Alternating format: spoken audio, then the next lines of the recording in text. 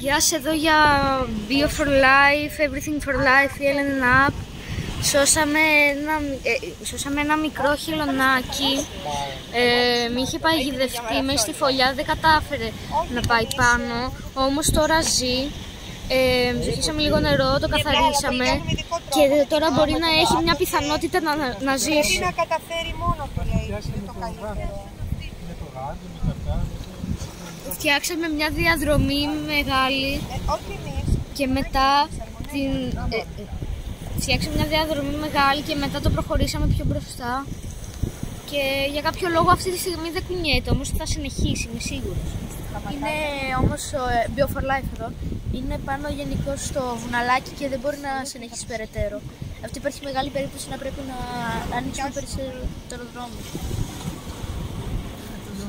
Τώρα πρέπει να το στριφογυρίσουμε. Παίρνει δυνάμεις και μετά ξανακάνει λίγο. Κοίτα, κοίτα. Πω, τη δύναμη. Πάει ανάποδα αυτό. Φύση, φύση. Θα σκαρφαλώσει, δεν πάει. Βλέπουμε πιο εκεί πέρα.